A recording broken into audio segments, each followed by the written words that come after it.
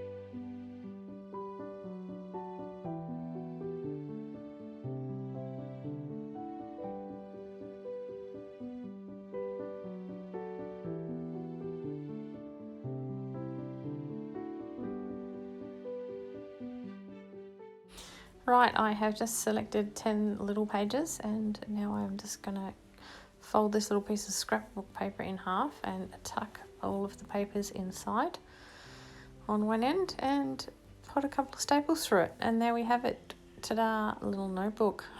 Scrappy little notepad. So yeah, that's one.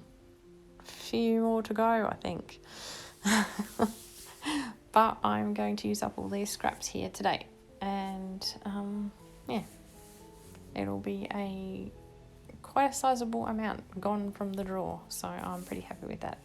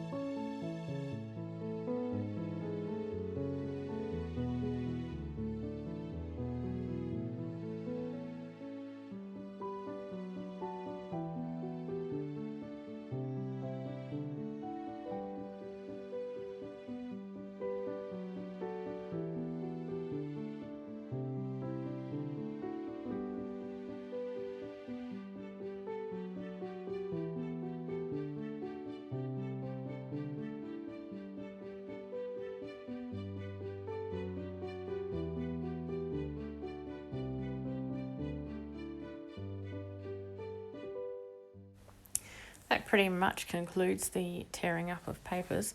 I did cut out a bit of that so as not to bore you. It's absolutely senseless. And you can already see what a difference it's made to our pile. It's much tidier and easier to handle now.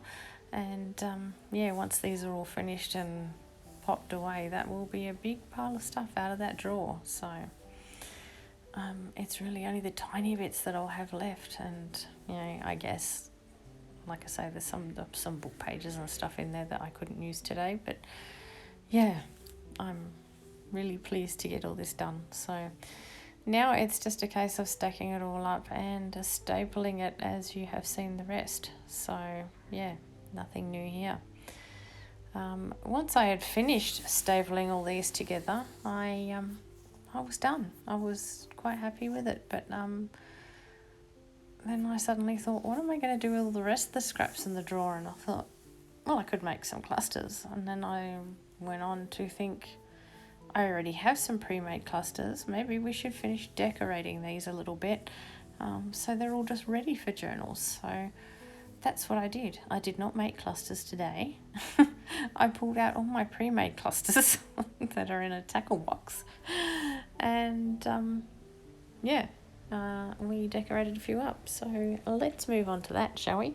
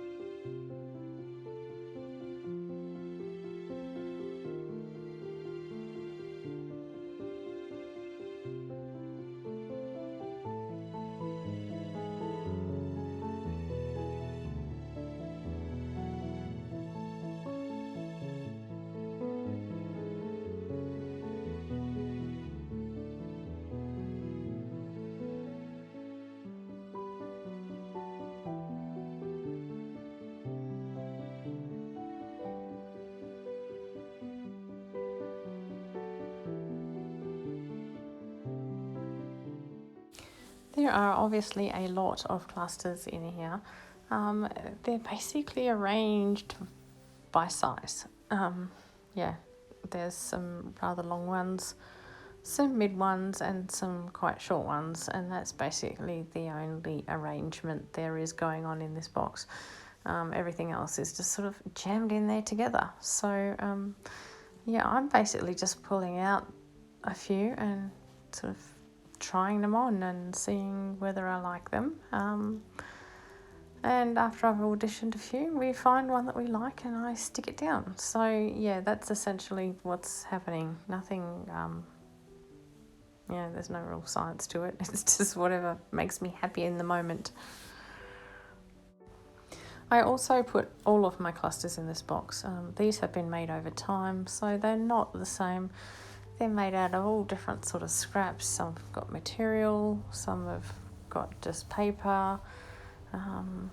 There's all sorts of stuff going on in here. So, and they're made out of all different substrates and whatnot. But basically, they're just a pile of scraps, be it either paper or fabric or both, with staple through the middle. So sometimes there's a little focal point, sometimes there's really not. But yeah, like I say, I've made them over time. So yeah, they're all a bit different from each other. We don't have any kind of theme going on here.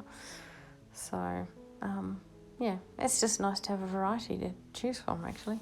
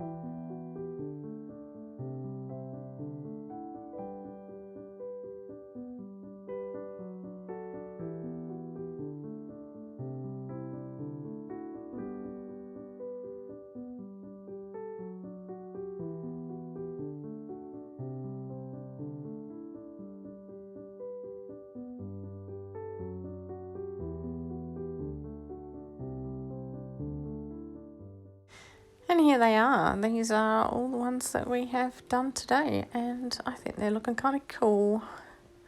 I will be happy to put those in journals whenever the occasion arises. Yeah, just some little scrappy notepads. Bit of an addition to the writing space in any journal, really.